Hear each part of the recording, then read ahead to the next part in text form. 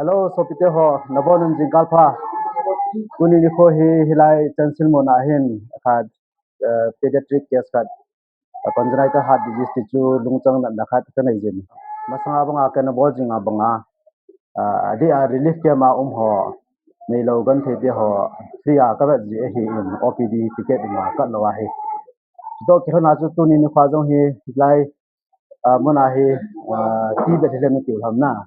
Ti be thele ma ko na relief ke ma ho khat now the mojin ahung ki ba saw na hi le ya cham sakhat ai ho awareness spirit na ding a chu sidan chu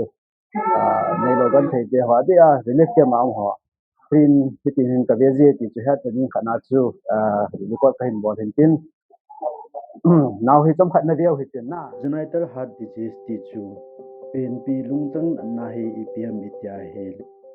defect in heart anatomy ti chu lungchang agu kisu lauti na hi in hi chu anu oi chunga hung ki jil la ya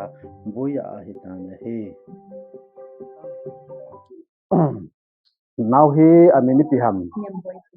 nyamboi thina twa hi thai ja hi tam ahuti la chun wacha lai ja to anu chang ni apang ne ai da la la awo ha ti an ne ai le an ne ting le moi ti ma che ting le hailal gym hailal ji cha cha cha cha cha cha cha cha cha cha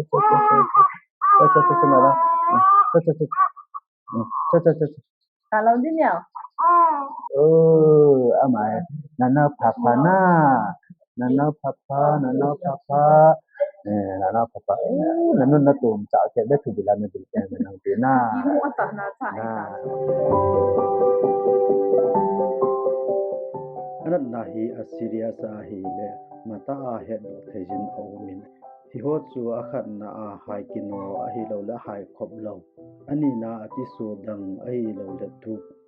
athum na ta sa pom ti chu khut la ge mit